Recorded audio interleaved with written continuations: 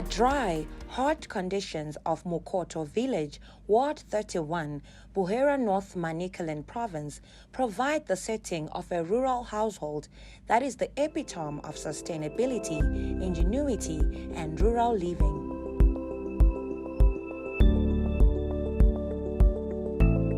Dubbed Integral Kumusha, the 15 hectares homestead provides an impressive backdrop of how the combination of modernity, technology, along with indigenous African knowledge systems can create an ideal setting in places that are usually regarded as backward hinterland.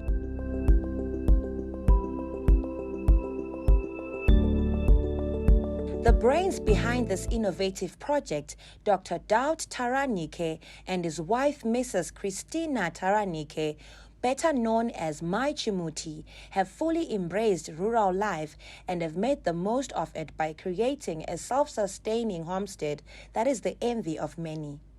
Well, this homestead, we have been developing it over a number of years. It was motivated by the fact that we inherited it from our parents, and our parents had a vision to see this place transformed into a developed rural homestead. And part of the development also came from our desire to leave a great legacy for future generations. So the real question that makes both of us lose sleep is, what legacy are we leaving for future generations? What impact are we doing for our community, for our people, for our nation, and for the people? I actually migrated back to the village. Mai Chimuti, the name Chimuti is a symbol of a stick. So when Mai Chimuti is in the rural area, she uses a stick in almost everything. When she cooks, she's using mugoti, which is a stick. When she goes in the field, she's using a hoe, which is badza, it's got a stick. When she goes to herd and cattle, she's got a moti, which is a stick. And when she goes to do her field work, her garden, kuma garden, you find kuti anososera ne jimiti. When she comes back, she's carrying jimiti with her so that she can prepare a meal for her children. So Mai Chimuti is a very vital tool in a rural homestead. Yet it's taken as something that is not usable. So Chimuti, if you look after that Chimuti and you capacitate Mai Chimuti, Mushamkazi, she will be able to produce quite a lot and feed into the national GDP. In Zimbabwe's rural areas, land ownership is premised on an inheritance-based model where plots of land are passed down to descendants in an effort to preserve the family wealth and heritage. The Taranhike homestead has all the hallmarks of a typical rural homestead, as it represents the passage of wealth to posterity. This homestead, we inherited it from our parents who are lying here.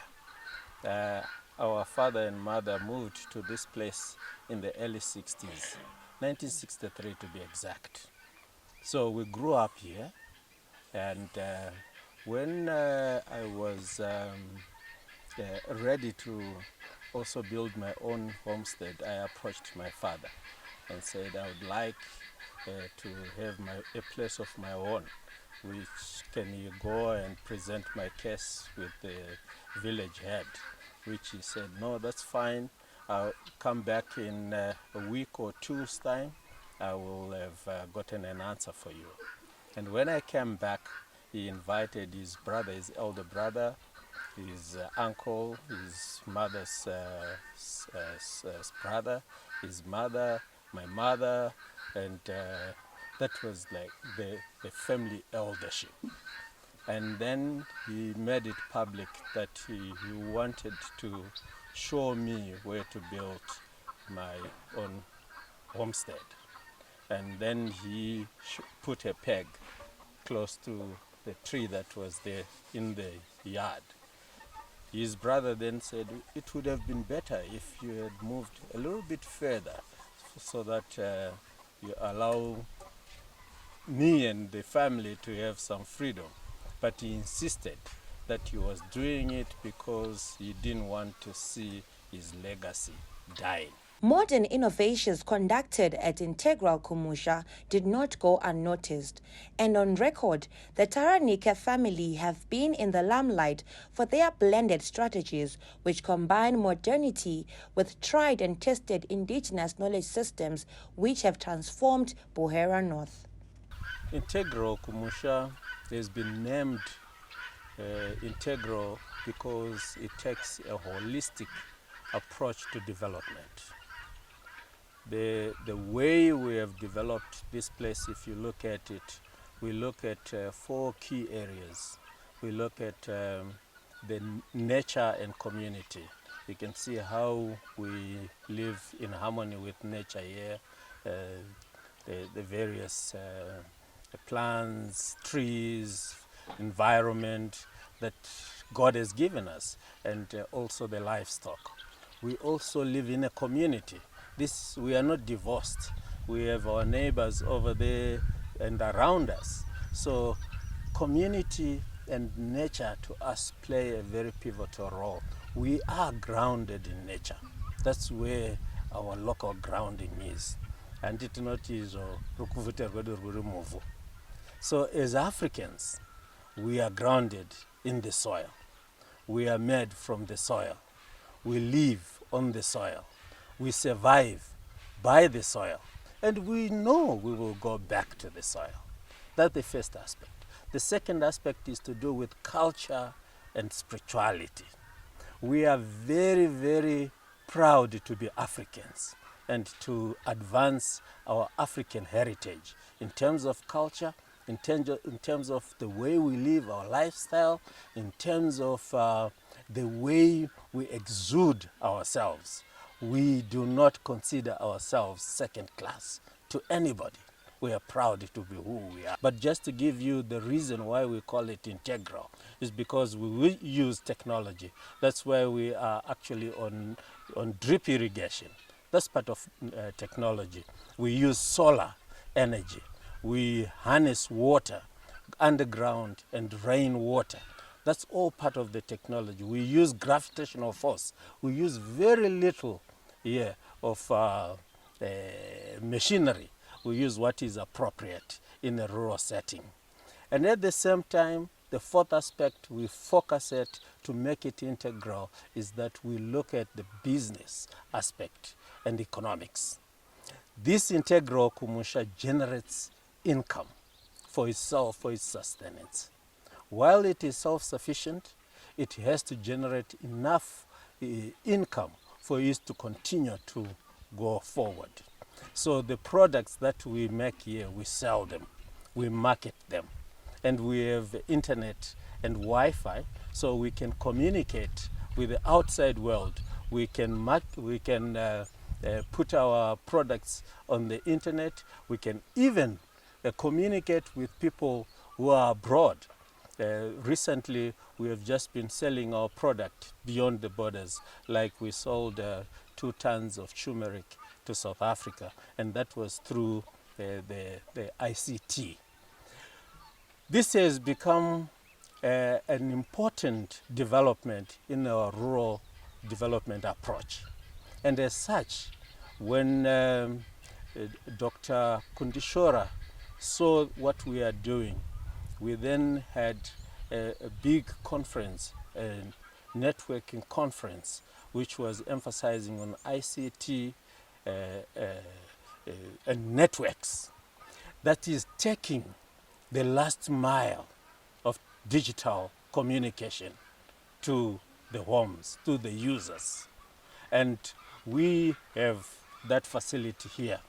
And as such, this place was commissioned as the model rural homestead, national rural homestead, by the Honorable Dr. Muskwere on the 8th of December last year. And he dubbed it the Smart Integral Kumusha because of the technology aspect that we put into it. Project integration is at the heart of the Integral Kumusha, which features a diverse mix of interlinked projects which complement each other and sustain the livelihoods of the family and the surrounding community. We have 10 beehives that we have on this plot, this Kumusha, and why we started the bee project is because we do a lot of farming here. So without bees, you haven't started farming. Why I say so is because my bees, they pollinate, saka anoita kuti my yields edu akure uyezve zvirimwa zvedu yield iwande. Kana tazomora uchi ihwohwo, tinotora uchi ihwohwo tinoseenzesa kuisa mutii, tinoisa kana muporridge, and then some of it we eat. It actually is very healthy, and tinowana ma-products akawanda kubva kumabees. Tine the wax, we can do Vaseline, we can do candles, we actually have wine from the honey, and we can have Vaseline, and Vaseline you can only maronda ukaizora iyo anobva atongopora. Saka uchi is very healthy, and we encourage kuti vanhu vatore uchi instead of the sugar, because haina any danger if you take honey. Infusing technology into their project has brought the couple in contact with Great Zimbabwe University, which is spearheading the development of a sustainable model of dryland agriculture in arid and drought-prone regions. We are so excited with the evolving relationship between us and the GZU Center for Dryland Agriculture. After our visit, Dr. Shua and his team, including Dr. Faith Ruzengwe, visited us with some of their students.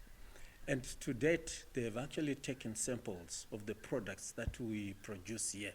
And they're in the process of analyzing them so that those can actually be recognized, and we know the nutrition contents of those products.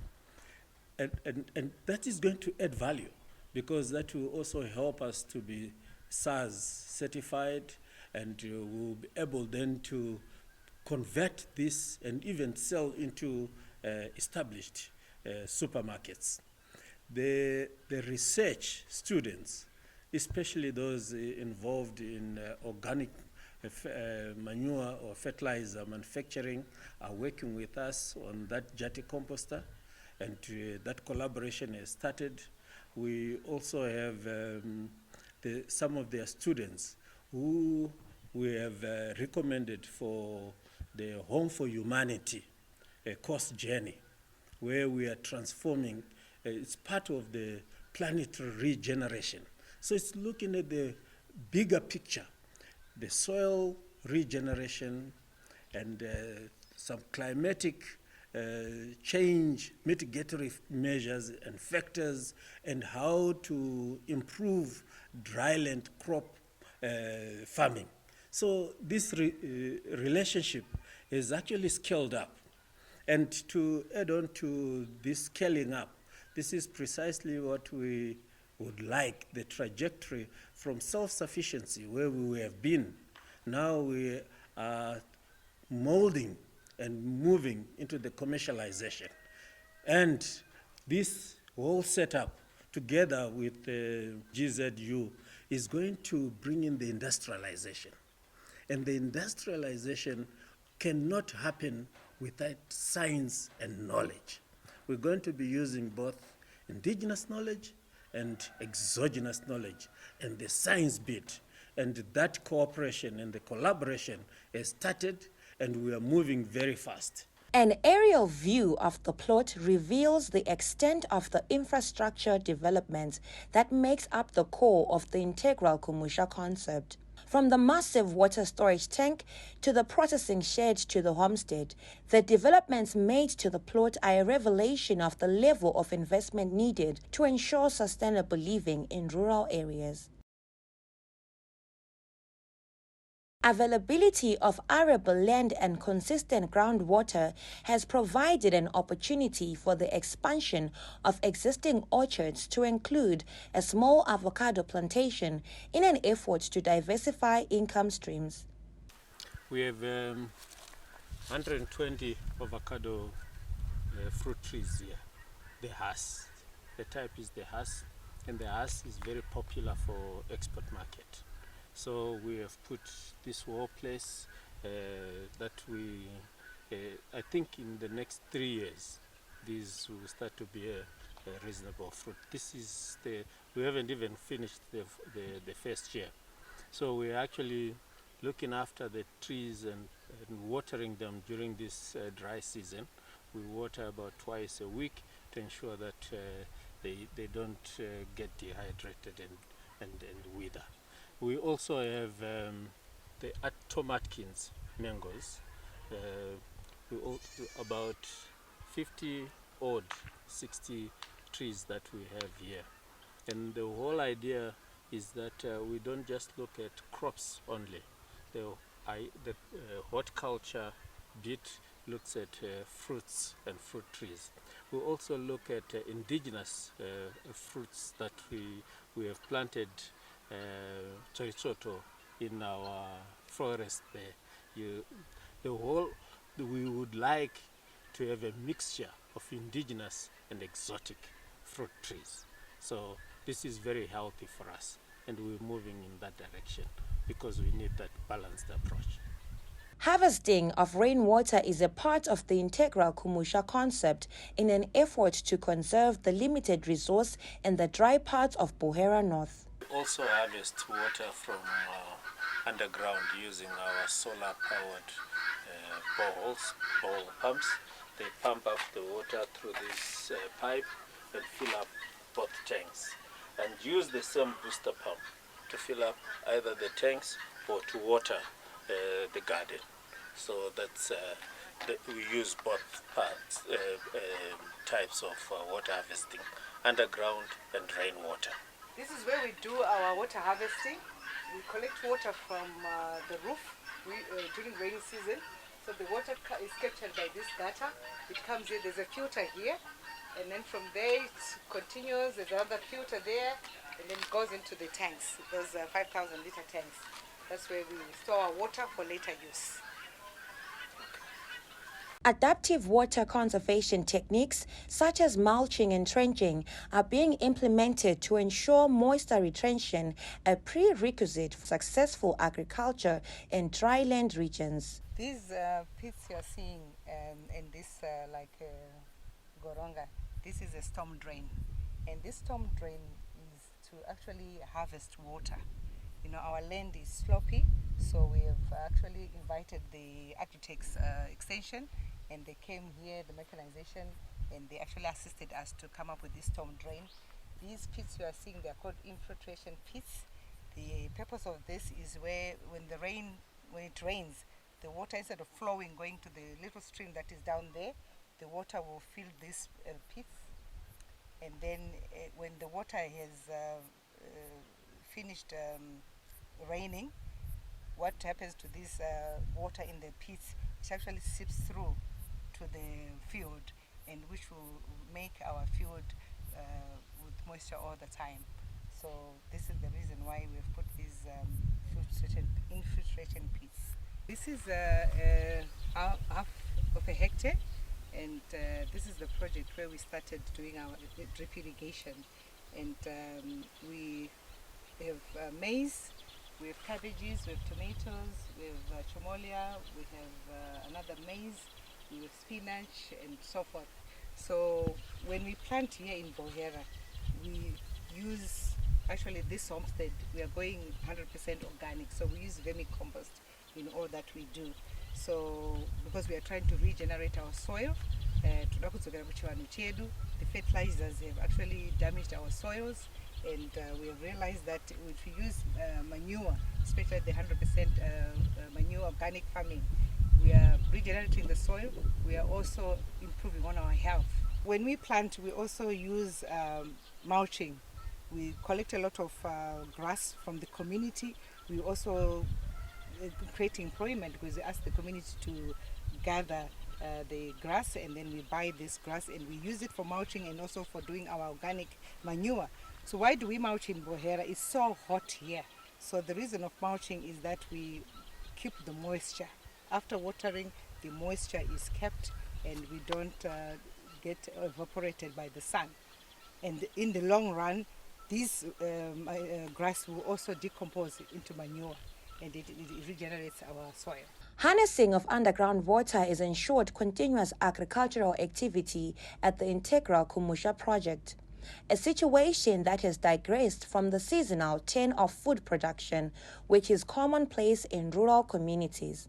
This tank is more than 450,000 liters, and it is filled by two bowls, one over there which is about 40-50 meters away from here, and there's another bowl which is about 400 meters from here. Both are 2 horsepower pumps that feed this tank, and the reason why we constructed this tank was to ensure that we have adequate water throughout the whole year. One of the reasons why we don't operate in this area the entire year, and we only operate for 5 months, and the remainder of the months, the 7 months, we will be idling, is because there won't be adequate water. So we have put up this tank, and we are harvesting water from the ground and ensure that we have adequate water for all the operations that we have been talking about and we have been showing you, which we conduct and carry at this place. It is so important that we do this because it is not possible for a nation to prosper when more than 60% of its population are only working for 5 months a year, and then they are on leave for 7 months. So we are changing that practice by having water available throughout the year, and we are actually encouraging our members here in the community to do the same, and others who can support their relatives and parents and families to do likewise. The construction of a shed to warehouse and store grain has the sum effect of minimizing post-harvest losses. The huge facility will also house food processing equipment, thereby creating a holistic production chain at Integral Kumusha. We are constructing this shed, which is 50 meters long by 15 meters wide. The reason why we are constructing it, we would like to improve on our storage, our grain storage, so that we minimize post-harvest losses. Post-harvest losses is a major problem which a lot of farmers, especially in the rural communities, don't particularly pay attention. Yet that's where they lose the value. And we want to alleviate that problem. Secondly, we would like to convert the raw crops that we produce here into other projects and products. And in fact, when we heard about the Center for Dryland Agriculture at Great Zimbabwe University, we were so excited because this is exactly what they are doing, and we wanted them to bring in the science aspect. And we had to pay a visit, and we saw what they are constructing, the whole production center they are constructing. And we totally believe, as part of what I talked about, our integral approach, this is the science and technology part. And we would like to convert our own products into various products. For example, currently we are just converting traditional grains into milling meal. But I think there is wider scope to produce juices, to produce syrups, to produce other products. So the science bit is what our partnership with the Great Zimbabwe University will play. And we see that collaboration actually becoming very key. And we then see this helping and impacting the community, because now we are going to create a market. The one reason why a lot of people are now not engaging into traditional crop growing or traditional grains growing is because, one, they think there is not sufficient market for it, and secondly, they think it's so difficult to convert it from its raw state into finished products. The diverse circle of production cannot be complete without livestock, which feeds into the various activities that are conducted daily at the Integral Kumusha project. These goats you're seeing, we started this project in January 2022. We started as community, which involves, when we started it was 8 women, and these women, it's a self-funding project where each individual will save money and we contribute a certain amount. We started off contributing $10 per month, and out of the 8 ladies, we then say the 4 ladies, this month we buy goats for 4 ladies, and the following month we buy for 4 ladies. So within 2 months we've covered every member of the group. So this it's called a Meme project. That's the name of the group. And now we are 30 women, 30 members. Out of the 30, we have 4 men that have joined us, and we have 3 youth that have joined us as well. So each person now has about 4 goats per person since January. And with you find with Zimezinoto Bereka vana vaviri vatatu.